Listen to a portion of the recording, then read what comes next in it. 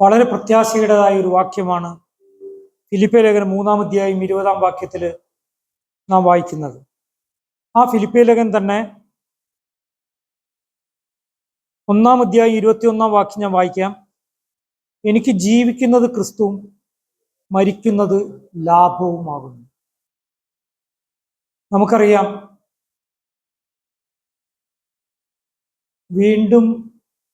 കർത്താവിൻ്റെ വീണ്ടും വരവിനെ കുറിച്ച്, നിത്യതയിലുള്ള ജീവിതത്തെക്കുറിച്ച്, നമുക്ക് ലഭിക്കാൻ പോകുന്ന പദവികളെക്കുറിച്ച് ഇത്രയും ആത്മീയമായ ശക്തിയോടെ പറഞ്ഞൊരു വ്യക്തി ഉണ്ടെന്ന് എനിക്ക് തോന്നുന്നില്ല.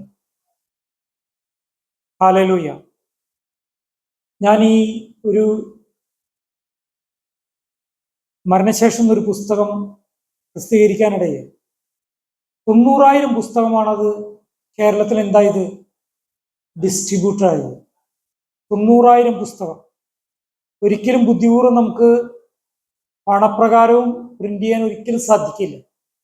10 രൂപയോളം ഒരു കോപ്പിക്ക് പ്രിന്റിംഗ് കോസ്റ്റ് ഉണ്ട് എന്ന് പറയുമ്പോൾ അതിന്റെ പ്രിന്റിംഗ് കോസ്റ്റ് മാത്രം 90,000 × 10 9 ലക്ഷം രൂപ വന്നിട്ടുണ്ട്. അതൊന്നും എടുക്കാനുള്ള പൈസയൊന്നും എൻ്റെ കയ്യിലുണ്ടായിരുന്നില്ല. അത് മലയാളം, ഇംഗ്ലീഷ്, കന്നഡ, തമിഴ്, അങ്ങനെ 5 ഭാഷകളിൽ പ്രിന്റ് ചെയ്യുവാനായിട്ട് ദൈവടയാണ്. അതിനൊരു മുഖവുര എഴുതിയപ്പോൾ ഷാജി പത്രോസ് ഇങ്ങനെ എഴുതുവാനിടയിൽ, നമ്മൾ കർത്താവായ യേശുവിന്റെ രക്തത്താൽ കഴുകി ശുദ്ധീകരിക്കപ്പെട്ടതാണ്. നമുക്ക് കർത്താവ് പാപമോചനം നൽകിയിട്ടുണ്ട്. നമ്മുടെ പേര് ജീവന്റെ പുസ്തകത്തിൽ എഴുതി. അതുകൊണ്ടാണ് നമ്മളോട് ആരാധിക്കാൻ വന്നിരിക്കുന്നത്. നാം ദൈവത്തെ സത്യത്തിലും ആത്മാവിലും ആരാധിക്കാൻ വന്നിരിക്കുന്നതിന്റെ കാരണം തന്നെ നാം കർത്താവായ യേശുവിന്റെ രക്തത്താൽ കഴുകി ശുദ്ധീകരിക്കപ്പെട്ടു എന്നുള്ളത് കൊണ്ടാണ്. അത് ഏറ്റവും വലിയ പദവി. അതുകൊണ്ടാണ് നമ്മൾ വായിച്ചത്, നമ്മുടെ പൗരത്വം സ്വർഗത്തിലായിരിക്കുന്നു. പക്ഷെ അദ്ദേഹം എഴുതിയിരിക്കുകയാണ്, നമുക്ക് ഉറപ്പുണ്ട് എങ്കിലും മരണശേഷമാണ് അത് ലഭിക്കുക എന്ന് പറഞ്ഞാൽ ആർക്കും മരിക്കാൻ ഇഷ്ടമല്ല. കേട്ടോ? ആ മരണത്തിന് ശേഷം സ്വർഗം തരുന്ന ഉറപ്പ് പറയാന്ന് വെച്ചോ. യോയല്ലേ യോഷുവ, നിങ്ങൾക്ക് ഉറപ്പ് തരണം, നിങ്ങൾ സ്വർഗത്തിൽ കൊണ്ടുപോവാം. പക്ഷെ എപ്പോഴേ പറ്റുള്ളൂ? മരണശേഷം പറ്റുള്ളൂ എന്ന് പറഞ്ഞു കഴിഞ്ഞാൽ അതവിടെ നിൽക്കട്ടെ, ഞങ്ങൾ മരിക്കാറായിട്ടില്ല എന്ന് പറയും. ഇതാണ് സത്യം. അതിന്റെ കാരണം വേറെ ഒന്നും കൊണ്ടല്ല. മനുഷ്യനെ ദൈവം മണ്ണുകൊണ്ട് സൃഷ്ടിച്ചു. നമ്മുടെ ആഗ്രഹങ്ങളും നമ്മുടെ ചിന്തകളും ഒക്കെയും ഈ ഭൂമിയിലേക്കാണ്. നമ്മൾ ആത്മീയരാണെന്ന് പറയുമെങ്കിലും ഒരു വിധത്തിൽ സൂക്ഷിച്ചു നോക്കിയാൽ, നമ്മുടെ ചിന്തകളും നമ്മുടെ ആഗ്രഹങ്ങളും നോക്കിയാൽ, ലോകത്തിൽ നിന്നുള്ള ബഹുമാനം, ലോകത്തിലെ നേട്ടങ്ങൾ, അങ്ങനെയുള്ള അനേക കാര്യങ്ങൾ നമ്മെ ചുറ്റിവളഞ്ഞിരിക്കുക. അതിന്റെ കാരണം വേറൊന്നും കൊണ്ടല്ല. കൃത്യമായി നമ്മുടെ കണ്ണുകൾ കർത്താവിങ്കിലേക്ക് വന്നിട്ടുണ്ടോ എന്നാണ് ചോദ്യം. പഴയ നിയമത്തില് ഈ യെശയ്യാ പുസ്തകം 14-ാം അധ്യായത്തില് ഈ സ്വർഗത്തെക്കുറിച്ചൊരു കാഴ്ചപ്പാട് എഴുതിയിട്ടുണ്ട്. അവിടെ എഴുതിയിരിക്കുന്നത് ഇങ്ങനെയാണ്: 5 eyes of evil one എഴുതിയാണ്. എന്ന് പറഞ്ഞാൽ, ഞാൻ നക്ഷത്രങ്ങൾക്ക് മുകളിൽ ഉള്ള ഒരു സ്ഥലം, അതായത് ഒരു സമാഗമന കൂടാരത്തിൽ ദൈവത്തിന്റെ സിംഹാസനത്തിന് മുകളിൽ ഞാൻ ഇരുന്നരുള്ളൂ. അടിനിമത്തിൽ പറഞ്ഞിരിക്കുന്ന ഒരു ഭാഗമാണ് ഞാൻ പറയുന്നത്. എവിടെയാണ് സ്വർഗം എന്നുള്ളൊരു ചെറിയ കാഴ്ചപ്പാട് ഇവിടെ കൊടുത്തിട്ടുണ്ട്. ഈ യെശയ്യാ പുസ്തകത്തിൽ പറഞ്ഞിട്ടുണ്ട്. യെശയ്യാവ് വലിയൊരു പ്രവാചകനായിരുന്നു. ഇനി മാത്രമല്ല, പഴയ നിയമത്തിൽ നമ്മൾ നോക്കിയാൽ ഉൽപ്പത്തി പുസ്തകത്തില് യാക്കോബ് 26-ാം അധ്യായം 12 മുതൽ 17 വരെയുള്ള വാക്യത്തില് ഒരു ഗോവണി കാണുന്നുണ്ട്. അത് ഭൂമിയിൽ നിന്ന് ആരംഭിക്കുന്നതും സ്വർഗത്തിലേക്ക് ചെല്ലുന്നതും, സ്വർഗം തുറന്നിരിക്കുന്ന മാലാഖമാർ ഇറങ്ങി വരികയും കയറിപ്പോകുന്നതും കണ്ടു എന്ന് പറയുന്നു. അപ്പോൾ അവന് മനസ്സിലായി ദൈവസാന്നിധ്യമുള്ള സ്ഥലം. സ്വർഗം തുറന്നതിനെ കുറിച്ച് പറയുന്ന ഒരു വാക്യം. പിന്നെ എസെക്കിയേൽ പ്രവാചകൻ സ്വർഗീയ ദർശനങ്ങളെ കണ്ടതിനെ കുറിച്ച് എസെക്കിയേൽ പുസ്തകത്തിൽ എഴുതിയിട്ടുണ്ട്. 2 രാജാക്കന്മാരുടെ പുസ്തകത്തിൽ നമ്മൾ കാണാൻ കഴിയും. പിന്നെ പഴയ നിയമത്തില് സമാഗമന കൂടാരത്തെക്കുറിച്ച് പറയുന്നുണ്ട്. ചുരുക്കം പറഞ്ഞാൽ പഴയ നിയമത്തിൽ നാം കണ്ട അല്ലെങ്കിൽ ദർശനങ്ങളും അതുപോലെ എസെക്കിയേലിന്റെ ദർശനങ്ങളും അതുപോലെ സ്വപ്നങ്ങളും ഒക്കെ കാണിക്കുന്നത് ഏകദേശം സ്വർഗം എവിടെയാണ്, സ്വർഗത്തിന് എന്തൊക്കെ പ്രത്യേകത ഉണ്ടെന്ന് കാണിക്കാനാണ്. അതാ പ്രത്യേകത. എന്നാൽ പുതിയ നിയമത്തിലാണ് ഏറ്റവും കൂടുതൽ സ്വർഗീയ കാര്യങ്ങളെ കുറിച്ച് പറഞ്ഞിരിക്കുന്നത്. ഇത് ശരിക്കും ഉൾക്കൊള്ളുന്ന ഒരു വ്യക്തിക്ക് ഞാൻ പറഞ്ഞ പോലെ, പൗലോസ് പറഞ്ഞ പോലെ പറയാൻ കഴിയും. ഫിലിപ്പി ലേഖനം 1-ാം അധ്യായം 21-ാം വാക്യത്തിൽ പൗലോസിന് പറയാൻ കഴിഞ്ഞത്, എനിക്ക് ജീവിക്കുന്നത് ക്രിസ്തുവും മരിക്കുന്നത് ലാഭവുമാകുന്നു. ഇതെങ്ങനെ പൗലോസിന് പറയാൻ കഴിഞ്ഞു എന്ന് ചോദിച്ചാൽ അതിനൊറ്റ ഉത്തരവേ ഉള്ളൂ. സ്വർഗത്തിൽ എന്തൊക്കെയോ ഉള്ളതെന്ന് പൗലോസിനോട് ചോദിച്ചാൽ കുറച്ച് പൗലോസിന് പറഞ്ഞുതരാൻ പറ്റും. പഴയനിയമത്തിൽ നോക്കിക്കഴിഞ്ഞാൽ ഏലിയാവിന് ദൈവം എന്ത് ചെയ്തു? മരണം കൂടാതെ എടുത്തു. ആഗ്നേയ രഥങ്ങളെ പ്രവാചക ശിഷ്യന് കാണിച്ചു കൊടുത്തു. എന്നാൽ സ്വർഗത്തെക്കുറിച്ചുള്ള വിവിധങ്ങളായ കാഴ്ചപ്പാടുകൾ പഴയ നിയമത്തിൽ നമുക്ക് കാണാൻ കഴിയും. എന്നാൽ പുതിയ നിയമത്തിലേക്ക് വരുമ്പോൾ പൗലോസ് ഇങ്ങനെ പറയുന്നുണ്ട്, ഞാൻ 3-ാം സ്വർഗത്തോളം എടുക്കപ്പെട്ടു. 1-ാം സ്വർഗമുണ്ട്, 2-ാം സ്വർഗമുണ്ട്, 3-ാം സ്വർഗമുണ്ട്. ആ 3-ാം സ്വർഗത്തെക്കുറിച്ച് പൗലോസ് പറയുന്ന പല കാര്യങ്ങളുണ്ട്. ഒന്ന്, ശരീരം കൂടാതെയാണോ ശരീരത്തോടു കൂടിയാണോ ഇവിടേക്ക് എടുക്കപ്പെട്ടതെന്ന് എനിക്ക് അറിഞ്ഞുകൂടാ. 1. 2, അവിടെ ക്രിസ്തുവിന്റെ സാന്നിധ്യമുണ്ട്. 3, അവിടെ പല കാര്യങ്ങളും തനിക്ക് ഇതുവരെ മനസ്സിലാക്കാത്ത പല കാര്യങ്ങളും മനസ്സിലാക്കാൻ കഴിഞ്ഞു. മാത്രമല്ല അവിടെ സംസാരിച്ച ഭാഷയ്ക്കൊരു പ്രത്യേകതയുണ്ട്. അതൊരു ദൈവിക ഭാഷയായിരുന്നു.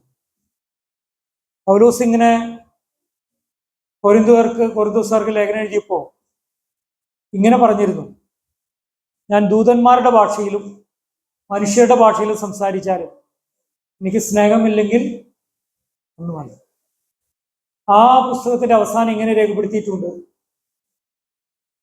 കൃപാവരങ്ങളൊക്കെ നിന്നു പോകാൻ സാധ്യതയുണ്ട്, പക്ഷേ വിശ്വാസം, പ്രത്യാശ, സ്നേഹം അതോ നിലനിൽക്കുന്നു. സ്നേഹമോ നിലനിൽക്കുന്നു. ഇപ്പോൾ കേട്ട ഭാഷ എന്തായിരിക്കും? അത് ദൂതന്മാരുടെ ഭാഷയാണോ അതോ സ്വർഗത്തിന് തന്മയേറിയ ഒരു ഭാഷയാണ്? പ്രിയപ്പെട്ടവരെ, ദൈവത്തിന്റെ സ്നേഹത്തെ ആഴമായി അറിയുന്ന ഒരു വ്യക്തിക്കാണ്, സ്നേഹത്തിന്റെ ആഴമറിയുന്ന ഒരു വ്യക്തിക്കാണ് മരിക്കുന്നത് ലാഭമാണെന്ന് പറയാൻ കഴിയുന്നു. ഈ ലോകത്തിലുള്ളതൊക്കെയും ചപ്പു ചവറന്ന് എണ്ണുവാനായിട്ട് കഴിയുകയുള്ളൂ. അതുകൊണ്ടാണ് വിശുദ്ധനായ പൗലോസ് പറഞ്ഞത്, ദൈവത്തിന്റെ സ്നേഹം അനുഭവിക്കുന്നവർക്ക്, ദൈവത്തെ സ്നേഹിക്കുന്നവർക്ക്, നിർണയപ്രകാരം വിളിക്കപ്പെട്ടവർക്ക് സകലതും നന്മയ്ക്കായി കൂടി വ്യാപരിപ്പിക്കുന്നു. അതുമാത്രമല്ല, ദൈവത്തിന്റെ സ്നേഹം സ്നേഹിക്കുന്നവർക്ക് വേണ്ടി ദൈവം ഒരുക്കിയിട്ടുള്ളത് ഒരു കണ്ണും കണ്ടിട്ടില്ല, ഒരു കാതും കേട്ടിട്ടില്ല, ഹൃദയമുള്ളവർക്ക് മനസ്സിലായിട്ടുമില്ല. പൗലോസ് അങ്ങനെ പറയുന്നത്. പൗലോസ് പറയുന്ന 1-2 വാക്യങ്ങൾ കൂടി വായിക്കണമെന്ന് എനിക്ക് ഹൃദയത്തിൽ ആഗ്രഹമുണ്ട്.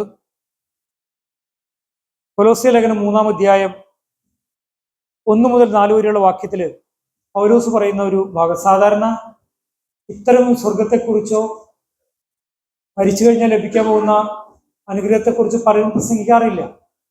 കാരണം ആൾക്കാർക്ക് മുഴുവൻ എവിടെ ജീവിക്കണം?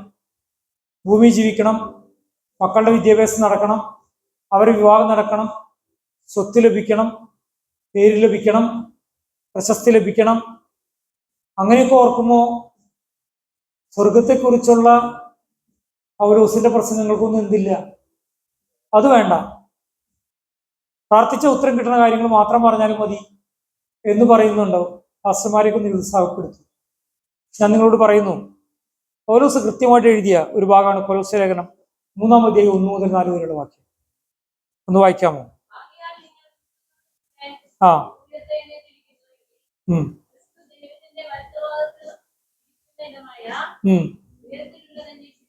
ആ ആ ആ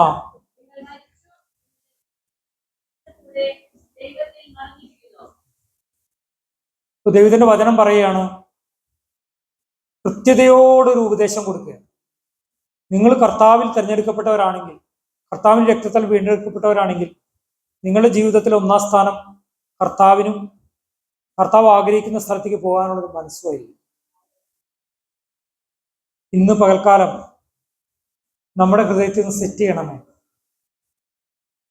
കർത്താവ് പറഞ്ഞു, യോഹന്നാന്റെ സുവിശേഷം 14-ാം അധ്യായത്തിൽ 2 മുതൽ 4 വരെയുള്ള വാക്യത്തിൽ കർത്താവ് പറഞ്ഞു സ്വർഗത്തിൽ നിന്ന് ഇറങ്ങി വന്നവനാണ്. ഈ 14-ന്റെ 2 മുതൽ 4 വരെ ഇന്ന് വാക്യം വായിച്ചു. ആ ഓക്കെ ആ ഓക്കെ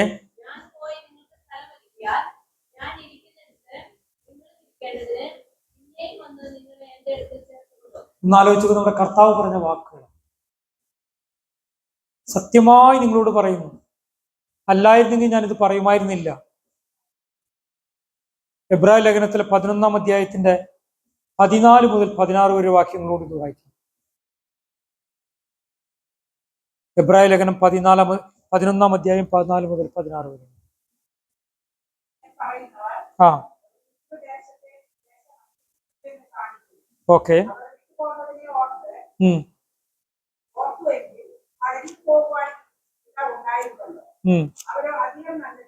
ആ ആ ആ പ്രൈസ് ദി ലോർഡ്. നമ്മൾ കൂടുതൽ പഠിക്കാത്തത് കൊണ്ടാണ്. കർത്താവ് സുവിശേഷങ്ങളിൽ പറഞ്ഞിട്ടുണ്ടെങ്കിലും പൗലോസിലൂടെ, ലേഖനങ്ങളിലൂടെ സ്വർഗത്തെക്കുറിച്ചും സ്വർഗീയവാസത്തെക്കുറിച്ചും നിത്യതയെക്കുറിച്ചും പറഞ്ഞിരിക്കുന്ന കാര്യങ്ങളുടെ പ്രസക്തി ആലോചിച്ചാൽ, നമ്മൾ അതിനെക്കുറിച്ചൊരു പഠനം നടത്തിയാൽ എത്രയോ കാര്യങ്ങൾ ദൈവം നമ്മെ വിളിച്ച് നമ്മെ കൊണ്ടുപോകാനും അവിടെ ആയിരിക്കുന്ന അവസ്ഥകളെ കുറിച്ചും പറഞ്ഞിട്ടുണ്ട്. നമ്മളിൽ എത്ര പേര് നമ്മുടെ ജീവിതത്തിൽ അങ്ങനെയാണ് കരുതുന്നത്? നമ്മൾ അതിനു വേണ്ടി നമ്മുടെ ജീവിതത്തെ ക്രമീകരിക്കുന്നു എന്ന ചോദ്യം ഇന്നുണ്ട്. കർത്താവ് പറഞ്ഞ വാക്കുകൾ ഞാൻ ഓർക്കുകയാണ്. കർത്താവിൻ്റെ രക്തത്താൽ നമ്മെ കഴുകി ശുദ്ധീകരിച്ചിരിക്കുക. ബെനിഫിഷ്യറി അക്കൗണ്ട് എന്ന് പറയുന്നൊരു അക്കൗണ്ട് ഉണ്ട് ബാങ്കുകളിൽ. നമ്മൾ ദൈവത്തിൻ്റെ ബെനിഫിഷ്യറീസാണ്. യേശുവിൻ്റെ രക്തത്താൽ വീണ്ടെടുക്കപ്പെട്ടവരാണ്. അതുകൊണ്ട് ഇന്ന് പകൽക്കാലം ദൈവത്തെ സ്തുതിക്കാനും ആരാധിക്കാനും മഹത്വം കരയേറ്റുവാനും നമുക്ക് ദൈവകരങ്ങളിൽ കേൾപ്പിക്കാം. ഒരു സ്വർഗീയ ദർശനമുള്ളവരായിട്ട്, ദൈവം ആഗ്രഹിക്കുന്ന നിത്യതയ്ക്കായിട്ടും ആ സ്നേഹത്തിന്റെ പാരമ്യത്തിനായിട്ടും നമുക്ക് വേണ്ടി ദൈവം ഒരുക്കിയിരിക്കുന്ന ആ ദൈവത്തിന്റെ കൂടാരത്തിലേക്ക് പ്രവേശിക്കുവാൻ തക്കവണ്ണം ഒരുക്കത്തോടുകൂടി ആഗ്രഹിക്കുവാൻ നമുക്ക് നമ്മുടെ ജീവിതങ്ങളെ താഴ്ത്തി ഏൽപ്പിക്കാം. ദൈവത്തെ ആരാധിക്കാം. നന്ദി നിറഞ്ഞ ഹൃദയത്തോടുകൂടി ദൈവത്തെ സ്തുതിക്കാം. ദൈവനാമം മഹത്വപ്പെടുമാറാകട്ടെ.